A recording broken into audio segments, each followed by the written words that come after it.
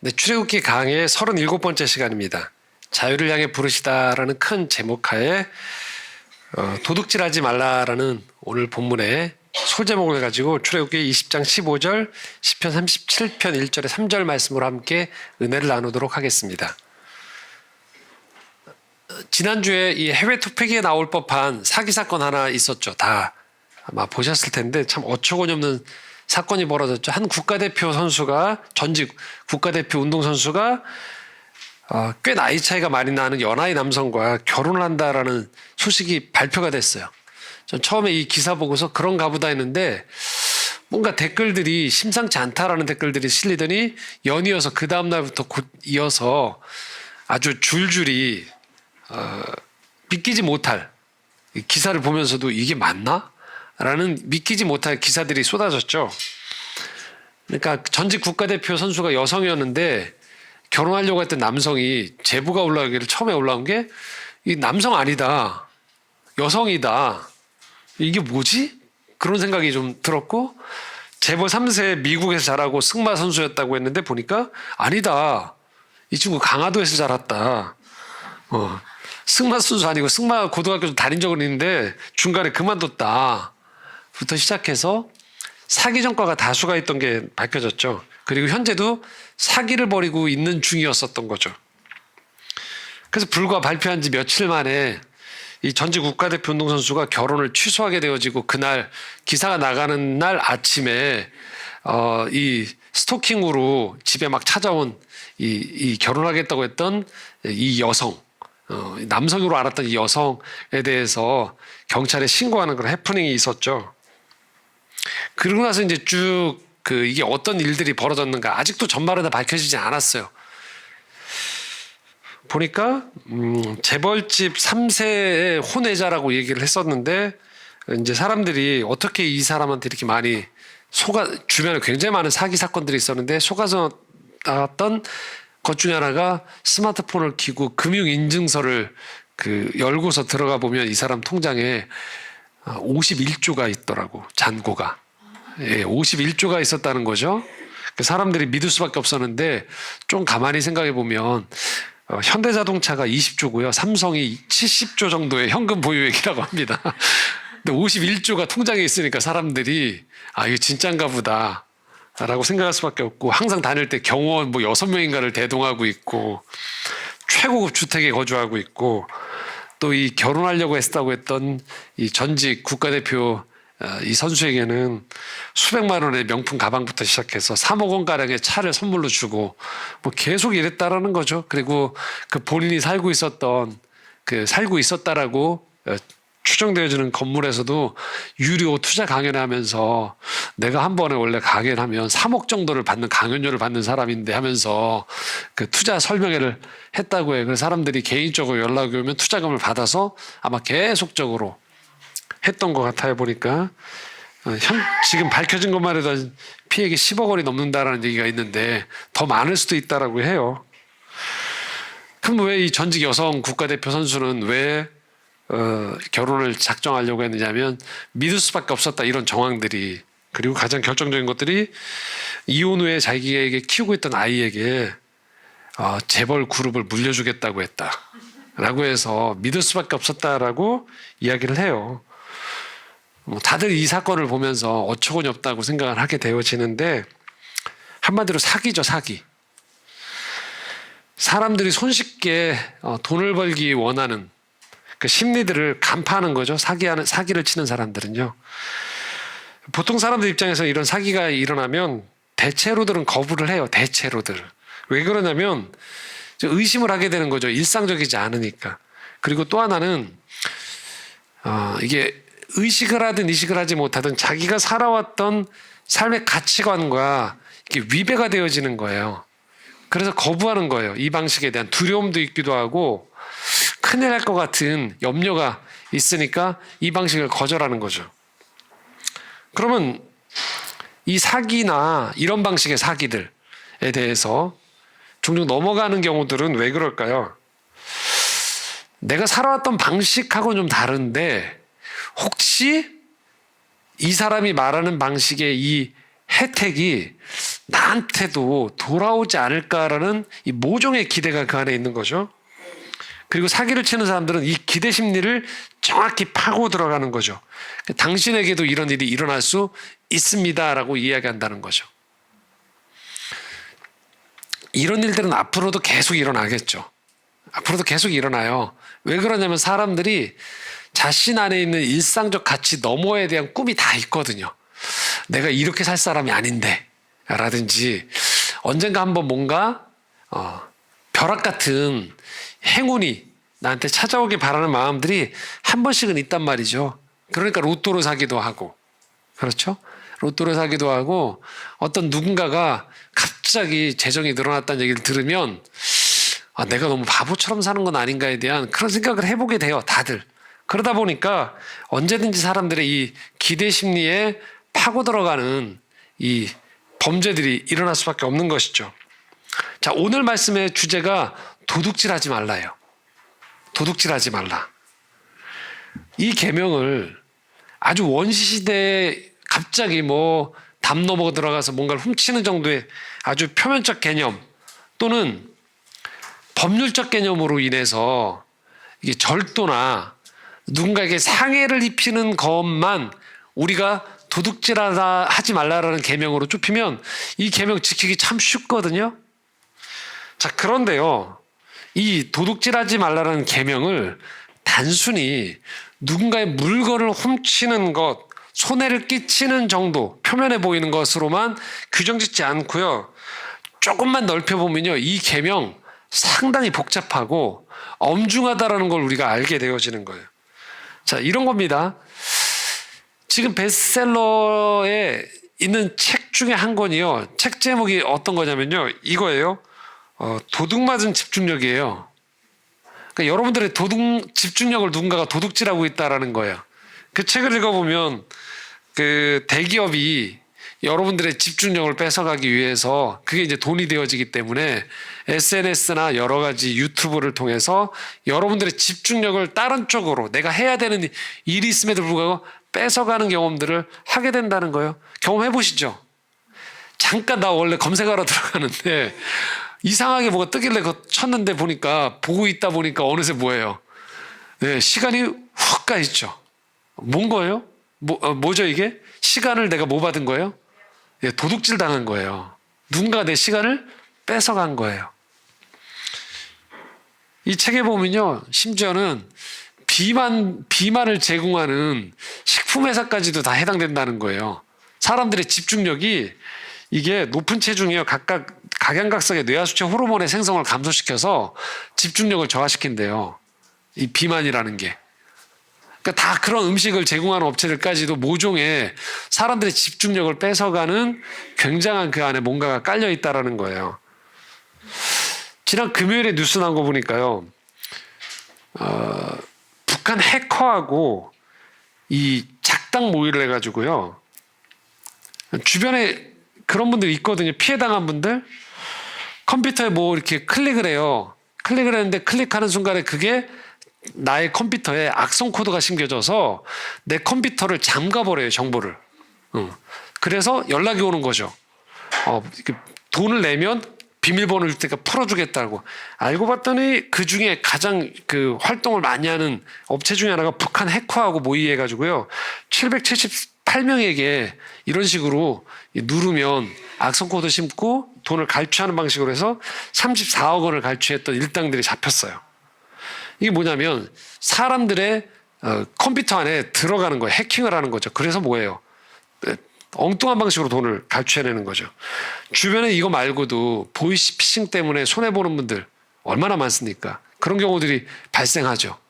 이게 깜빡깜빡 속을 수 있어요. 그래서 저도 보이스피싱을 당하진 않았지만 새벽에 1시에 이런 적이 있었거든요. 무방비 상태, 굉장히 피곤한 상태에서 무방비 상태로 뭘 하다 보니까 뭐가 왔어요. 보다 보니까 이걸 다 제 걸 집어넣어야지 뭔가 체크가 된대요. 그래서 제 안에 있는 보안 카드 있죠, 이렇게 친절하게 다 제가 쳐놓고 엔터를 눌렀어요. 뭔가 이상한 것 같아서 검색을 해보니까 보이스피싱이더라고요. 얼른 그래서 제가 그 취소하는 뭐가 있더라고요. 그래서 하마터면 제 그 보안카드로 해서 금융 정보가 다 저도 무심결에 넘어갈 뻔했던 적도 있었어요. 이런 일들이 왕왕 있거든요. 그러니까 우리가 이렇게 생각해 볼 수 있는 거예요. 도둑이라는 게 단순히 물건을 훔치는 거 말고도요. 한 사람이 가지고 있었던 정성을 기울였던 시간, 꿈, 마음, 물론 재정까지도 그것을 뺏어갈 수 있다는 거예요. 그래서 하나님이 지금 이렇게 말씀하시는 거예요. 이 십계명을 통해서 다른 사람의 것들을 그래서 함부로 가져오는 것들을 당연시하지 말라는 거예요. 물건을 훔친다고만 해도요. 그 물건을 구매하기 위해서 그 사람이 들였던 시간과 노력들이 다 증발돼 버리죠. 물건을 누군가를 도적질을 한다고 할 때. 자, 이런 겁니다. 최근에 전세 사기가 많아졌어요. 그렇죠? 전세 사기가 많아졌단 말이에요. 김포나 강서지구에 굉장한 전세 사기건들이 수백 건이 발생했죠. 그 전세금을 마련하기 위해서 한 사람의 그 많은 시간들이 투여가 됐단 말이에요. 근데 그걸 누군가가 악의적으로 사기일침으로 다 그걸 갈취해버리는 거죠. 한 사람의 그 금액을 마련하기 위해서 들어갔던 많은 노력들이 통째로 날아가 버리는 거죠. 누군가 주택을 만약에 부실하게 지어요. 아주 소홀하게 자신의 이유를 더 남기려고 거기에 입주하게 되어지는 순간에 사람들은 어떻게 될까요? 그 정성스럽게 준비했던 그 입주했던 노력들이 미래적인 시간들이 다 도둑 맞아요. 행복이나 평안들이 다 날아가 버리는 거예요. 불안해지는 거예요. 부실한 주택으로 인해서요. 이렇게 설명할 수 있다는 거예요. 만일 우리가 내게 지금 맡겨진 일에 있어서 책임과 의무를 내가 불성실하게 대하면요. 누군가에게 소중하게 갖고 온 것들을 뺏어갈 확률이 많아진다는 거예요. 이런 거죠. 작게는요. 여러분들이 가족들과 함께 외식을 해요. 근데 그 외식을 할 때 매우 불친절한 점원을 만나게 되면 그게 다 망가지는 거죠. 한번 어떤 그 콘서트를 많이 하는 가수가 했던 그 인터뷰가 인상적이었는데요. 꽤 많은 콘서트를 하는데 그 가수가 이렇게 인터뷰를 하더라고요. 자기는 수백 번, 수천 번의 콘서트를 하고 있어서 사실 이게 여러 번의 콘서트 중에 한 번으로 대충 할 수도 있지만 절대 그렇게 할 수 없는 이유는 자기는 수천 번 하고 있지만 자기 콘서트에 오는 90%의 사람은 일평생 중에 한 번일 가능성이 많다는 거예요. 이 콘서트가. 자녀들이 부모님을 위해서 돈을 모아준 콘서트일 수도 있고요. 또는 아주 좋아했던 가수지만 매번 가는 아주 열혈 팬이 아닌다면은 내가 좋아하는 가수더라도 그 금액을 모아놨다가 한 번 정말 의미 있는 때에 한 번의 경험이 될 수 있다라는 거예요. 그 사람에게는요. 나는 여러 번이지만 찾아오는 분들에게는 일생에 한 번인 기회일 수 있기 때문에 결코 소홀히 대할 수 없다라는 얘기를 하더라고요. 매 순간 그래서 최선을 다해야 된다는 거죠. 그래서 우리가 이런 거죠. 인간관계에 있어서도요. 우리도 모르게 소홀히 대하는 순간에 그 상대방은요. 마땅히 나와의 관계를 통해서 맛봐야 되는, 경험해야 되는 그 경험들이 손실되어지는 거예요. 도둑맞게 되는 거예요. 관계 안에서도요. 이번 주에 저희 필름 포럼에서 상영하고 있는 영화들이 있거든요. 그 중에 이 두 사람을 위한 식탁이라는 영화가 있어요. 제가 밴드에 광고 미리 올려드렸죠. 이따 광고에도 한 번 더 안내해 드릴 텐데 이번 주 수요일에 이 영화를 한 번 더 계속 상영하지만 이 영화를 만든 감독님하고 또 다른 감독님이 와서 이 영화에 대한 시네 토크를 해요. 꼭 오셨으면 좋겠어요. 가능하시다면. 왜냐하면 이런 거예요.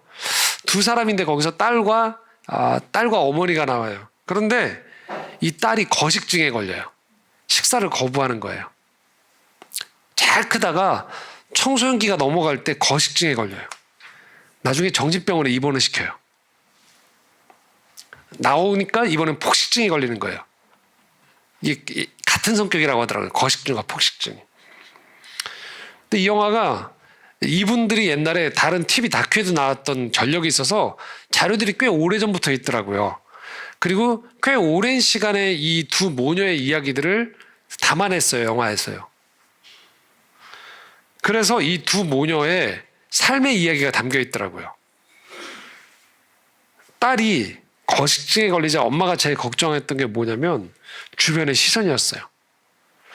딸이 다이어트 하다가 사치스러운 병에 걸렸다라고 생각을 했던 거예요. 그런 주변의 시선. 근데 이제 그 오해가 풀려져요. 영화를 보다 보면. 그리고 이 거식증에 걸린 가장 큰 이유는 제가 얘기해드리면 안 되죠. 당연히 지금. 딸의 성장 과정에서 엄마와의 관계에서 어떤 부재가 있었어요. 그래서 딸의 거식증은요, 자신의 존재를 증명해내는 몸부림이었어요. 이게 영화 중간에 굉장히 중요한 이야기가 나와요. 엄마의 입장도 이해는 돼요. 살아온 이야기들이요. 근데 이 뒷부분에 대화 중에 이런 얘기가 나와요. 엄마가 딸을 향해서 나는 네가 그 병에 걸렸었던 거식증에 걸렸던 왜 걸렸을까 우리 딸이 수백 가지 이유를 생각하고 시나리오를 썼대요. 각본을. 근데 딸이 난 이것 때문이었어라고 얘기하는 순간에 엄마가 얘기해요. 그 생각은 내가 한 번도 해본 적이 없다고. 엄마 입장에서는. 딸의 입장에서는 몸부림이었던 거예요. 살아가면서. 딸의 인생에서 마땅히 제공되어야 되는 그 부분의 결손과 훼손이 딸의 인생에서 중요한 부분을 도둑맞게 되어졌던 거예요. 손실이 따라오게 됐었어요. 물론 영화는 뒷부분에 이 두 모녀가 꽤 건강한 관계로 살아가는 모습들이 나옵니다. 그리고 저도 지금 이 설교 때 이걸 인용하는 건 이 두 분에 대한 어떤 정죄나 판단에 대한 이야기가 결코 아니에요. 우린 누구도 완벽할 수 없거든요. 살아가면서 그래서 우리가 그런 어떤 살아가면서의 관계 안에서나 어떤 부분에 있어서 정성을 기울이거나 해야 되는 부분들에 대한 손실이 있으면 부족함이 있으면 또 다른 그 상대방이 그 부분에 대한 그 부족함들로 인한 손실이 인생에 따라온다는 거예요. 그걸 다 우리가 경험하고 있어요. 다. 모든 사람이 그래요. 인생에서 언제든지 무심해질 수 있거든요. 또 무지할 수 있어요. 그럼 누군가의 삶에서 소중한 부분들이 뺏기게 된다는 거예요. 이걸 반대로 말해보면 이렇다라는 거예요. 그렇기 때문에 지금 여러분들이 인생을 살아가시면서요. 열심히 살아가고 있어요. 내 삶의 자리들을. 그런데 아무도 알아주지 않는다고 생각하는 거예요. 내가 이렇게 열심히 산다고 해서 누가 알아주나. 내게 부여된 삶의 책무들이 있어요. 관계든 일이든. 열심히 하고 있어요. 이게 티가 안 나는 거예요. 누가 조명해 주는 것도 아니고요. 대단한 영웅도 아니잖아요. 일상을 살아가는 우리들은. 그런데 오늘 말씀은 우리에게 이렇게 얘기하는 거예요. 당신 정말로 큰일 하고 있는 거라고. 당신이 감당하고 있는 그 자리들이 참 소중한 자리라고. 당신 때문에 누구의 일상이 빼앗기지 않게 되는 거라고. 정말로 가치 있는 일을 하고 있다는 거예요. 누군가의 삶의 손실, 불행을 막아주는 것, 그것은 바로 일상 가운데 자기의 책무를 다 아는 사람들인 거예요. 다른 뭔가 요행을 바라거나 누군가에게 시선을 돌리지 않고 지금 마땅히 내 앞에 놓여져 있는 이 관계와 일상들을 지켜내고 갖고 나가기 위해서 열심히 일할 때 이것들이 얼마나 귀한지 오늘 말씀은 우리에게 이야기하고 있는 겁니다. 그러므로 이렇게 얘기할 수 있는 거예요. 도둑질하지 마라. 이거는 성실하게 살라는 의미인 거예요. 도둑질이 아닌 성실함으로 하루하루를 채워가는 사람들의 가치를 하나님은 귀중하게 보세요. 시간이 흐르는 세상 속에 우리를 보내셨어요. 시간 속에 우리를. 그리고 우리에게 자신에게 주어진 시간을 소중히 대하는 삶. 그런 사람은 하나님의 선물을 그에 합당하게 사용할 줄 아는 사람이란 말이죠. 다시 오늘 우리에게 주어져 있는 말씀은요. 이런 거예요. 우리가 일상을 살아가면서 부러워하는 사람들이 있거든요. 천부적인 재능을 가진 사람들. 갑자기 하늘에서 뚝 떨어진 것 같은 행운을 만날 것 같은 사람들이 잘 되는 거. 부러운 거예요. 난 왜 이렇게 열심히만 사는데 뭐가 안 이루어지나. 또 한 걸음 더 나가면 우리 주변에 악인이라고 생각되는 사람들이 잘 되는 사람들이 있어요.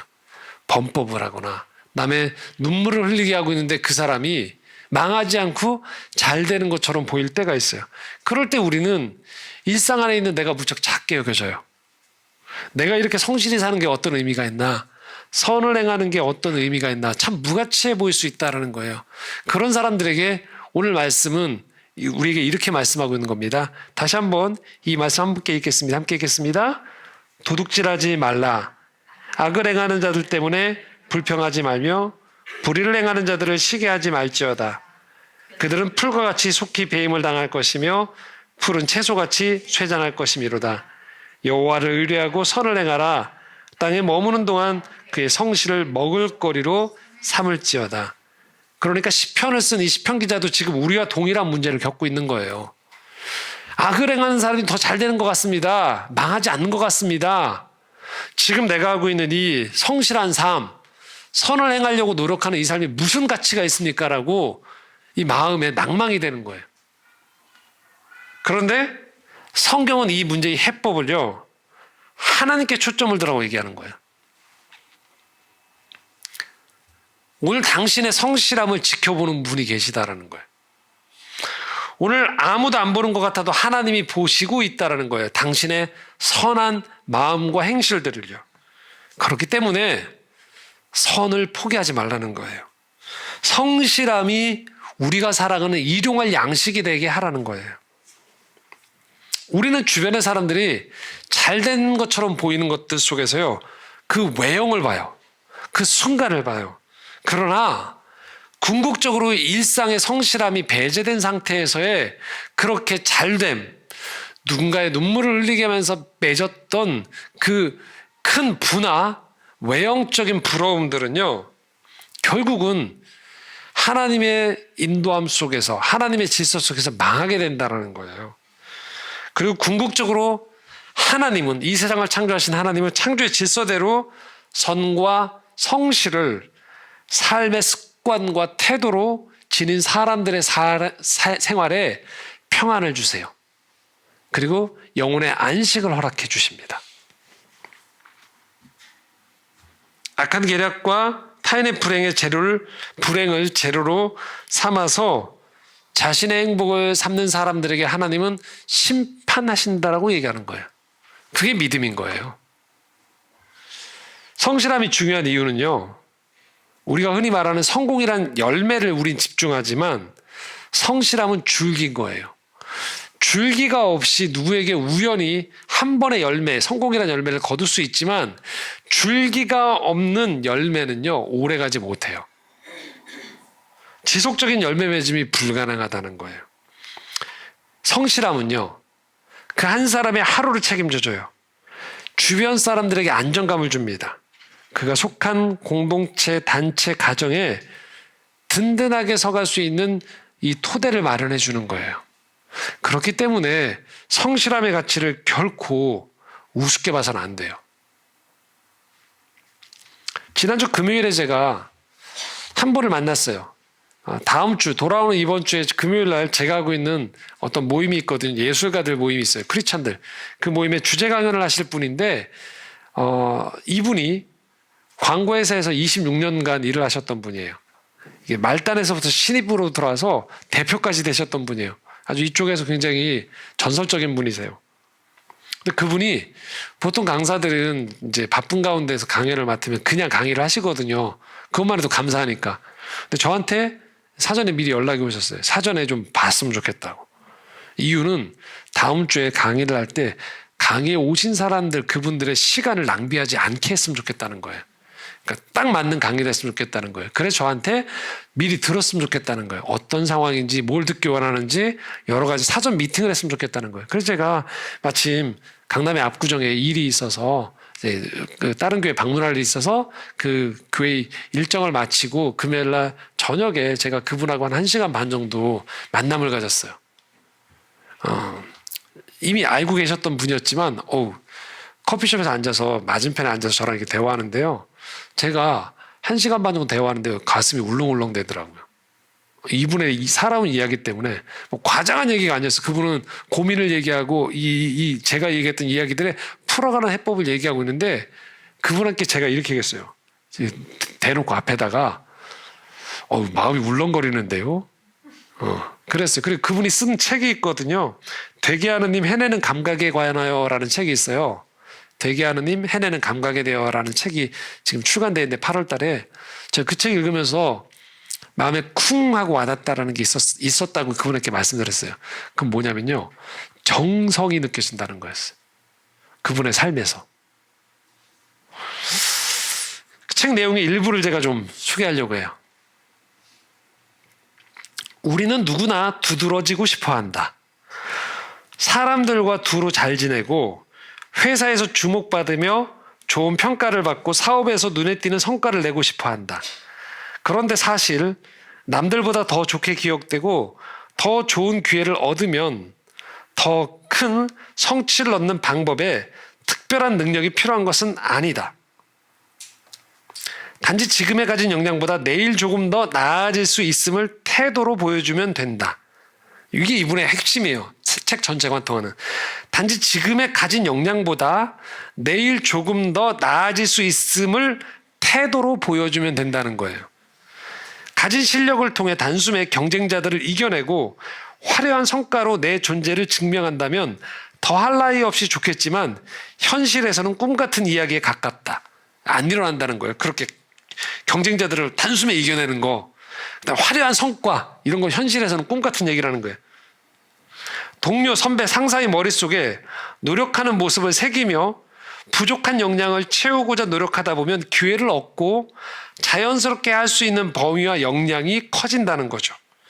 그때그때 내 할 일을 이해하고 묵묵히 해내는 것에 초점을 맞추면 구체적인 성과도 따르게 된다. 그 누구보다 내가 그렇게 성장했고 남들이 부러워하는 자리에까지 올랐다. 그런 탓인진 모르겠지만 지금도 직원을 평가할 때 현재 가진 역량보다 조금 더 채우고자 하는 태도를 중요하게 여긴다. 조금 더 채우고자 하는 태도를 중요하게 여긴다는 거예요. 오늘 주제로 이야기하면 뭘까요? 성실함이죠. 성실함이에요. 자기가 만나는 시간, 사람, 자기에 주어진 시간 허투루 쓰지 않겠다라는 거예요. 그 정성을 다해서. 그게 느껴지더라고요. 잠언 11장 3절에 우리 이렇게 말씀합니다. 함께 읽겠습니다.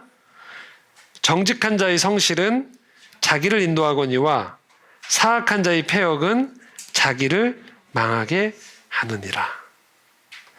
그러니까 우리가 정직하게 우리가 삶에서 성실하잖아요. 그 성실이 나를 인도한대요. 놀라운 얘기죠. 누군가가 나한테 뭔가를 앞길 좋은 걸 툭 던져줄 것 같은데 정작 내 앞길을 열어주는 건 누구라는 거예요? 나의 성실이라는 거예요. 성실 뒤에는 뭐가 있습니까? 그 성실을 지켜보시는 하나님이 계신 거죠.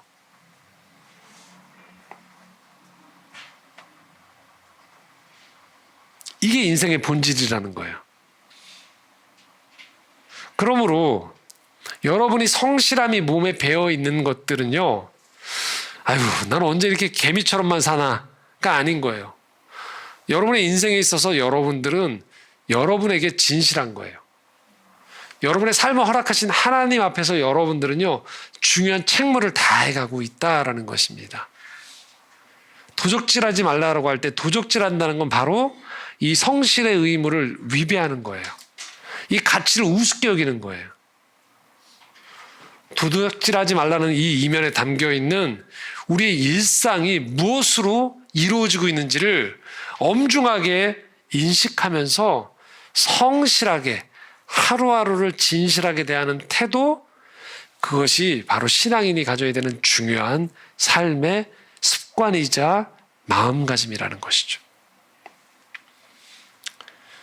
자, 오늘이 아시겠지만 딱 1년 전 이태원에서 참사가 일어났던 날이죠. 오늘이에요. 10월 29일. 159명이 죽었습니다. 그렇죠? 저도 그래서 이번 한 주 특별히 여러 자료들도 보고 이 문제들에 대해 좀 더 묵상하는 시간들이 좀 있었고요. 일부러 시간을 내서 저녁에 한 TV 프로그램에서 다큐에서도 이 문제를 다루는 것들을 좀 봤어요. 그냥 할로윈 데이에 그냥 거기에 놀러 갔다가 재수없게 죽었다라고 얘기할 수 없는 그 죽음들이 그 안에 너무 많더라고요. 웨딩 촬영을 마쳤던 예비 신혼부부가 있었는데 예비 신랑이 신부의 손을 놓치고 본인만 살아남았던 이야기도 있고요. 또 오랫동안 몇 년간 준비했던 정말 성실하게 준비했던 한 딸이 공인회계사에 합격해서 미국 공인회계사에 합격해서 너무 기뻐서 아빠한테 전화했는데 아빠가 직장에서 일을 하느라고 그 이야기를 담담하게 받아줬던 거. 너무 딸에게 기쁨을 표현하지 못했던 것. 근데 그 딸이 8월에 합격하고 10월에 채 미처 자기의 성실함들에 대한 열매를 경험하지도 못한 채 그날 그 사고 현장에서 목숨을 잃었던 것들. 그래서 아빠가 계속 그걸 회상하면서 그때 더 기뻐해 줬더라면, 더 표현해 줬더라면 이런 이야기들이 그 안에 너무 많이 담겨져 있더라고요. 1년 전 오늘 저녁 이제 오후 6시 34분에 참사 4시간 전에 첫 번째 그 현장에 있었던 한 분이 위기를 감지했던 거예요. 전화를 했어요. 신고했어요. 112에. 해밀턴 호텔 골목에 사람이 계속 밀려와서 압사당할 것 같으니 통제해 주셔야 될 것 같습니다. 여기 지금 너무 소름 끼칩니다라고. 첫 번째 전화가 이미 6시 42분에 왔었던 거예요. 34분에 왔었던 거예요. 그리고 이후에도 10차례의 다른 사람들, 현장에 봤던 사람들이 10차례의 전화가 왔었다라는 거예요. 너무 위험하다고. 물론 경찰이 현장에 가긴 갔었더라고요. 근데 적절하고 적합한 이 위험에 준하는 적합한 안전에 대한 조치가 충분히 취해지지 않았었던 것이죠. 우리가 다 아는 끔찍한 사고로 그래서 159명의 생명이 희생이 당했고 그 가족들의 행복이 도둑맞게 된 거예요. 그리고 사망자뿐만이 아니고 생존자들까지도 트라우마에 시달리고 그중에 몇 사람은 그 트라우마 속에서 살아남았었음에도 불구하고 결국 후에 목숨을 끊는 일까지 또 벌어지게 됐었죠. 이 참사를 우리가 인재라고 부르는 이유가 있는 거예요. 막을 수 있었다라는 거예요. 누군가가 그 자리에서 자신에게 주어진 이 상황 속에서 더 예민하게, 더 정성을 다해서 이 현장에서 무언가의 조치를 취하고 거기 앞에 나섰더라면 이런 수많은 사람들의 행복이 도둑맞는 일이 없었었겠죠. 근데 그러지 못했다는 거죠.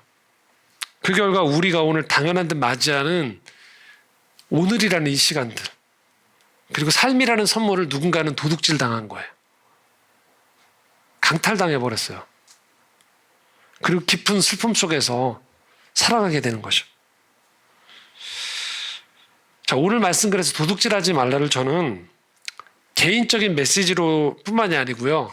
좀 우리가 확장했으면 좋겠다는 거예요.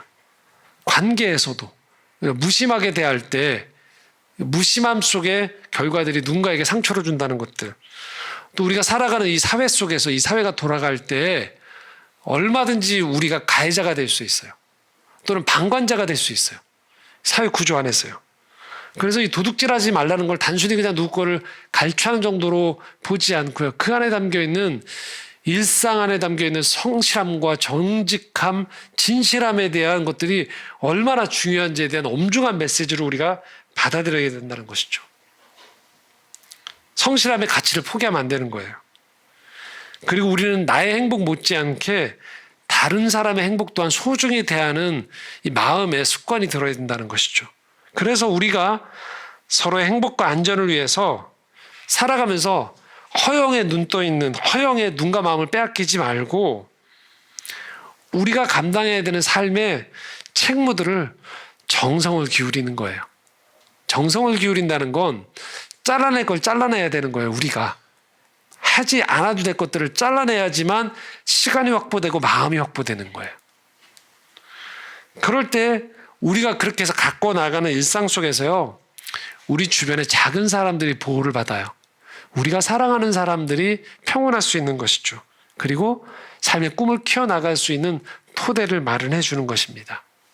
그 핵심에는 도둑질하지 말라는 말씀, 성실하게 사는 것, 정성을 다해 일상을 가꾸는 것에 이 하나님의 이 언약의 말씀이 흐르고 있다라는 것입니다. 다시 한번 우리 일상 정성스럽게 성실하게 살아갈 수 있는 우리가 되어지기를 소망합니다. 함께 기도하겠습니다.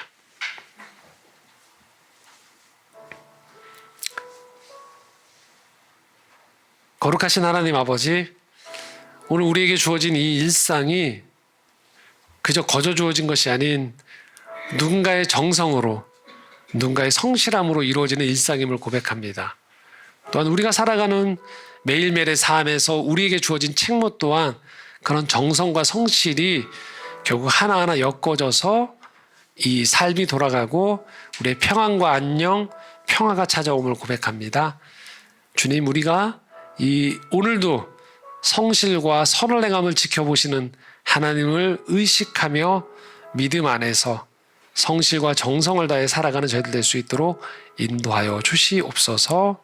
특별히 기도합니다. 이 시간 1년 전 그 삶의 행복을 도둑맞은 우리 이웃들을 위해서 기도합니다. 치유와 회복, 위로가 임하기 원합니다. 그들을 사랑하는 친구들에게 또 가족들에게 주님의 위로와 평화가 찾아질 수 있도록 인도하시고 우리 사회가 더욱더 우리 일상의 이 가치들을 잘 지켜나가는 준비를 하는 사회가 될 수 있도록 하나님 인도하여 주시옵소서. 예수님의 이름으로 기도드리옵나이다. 아멘.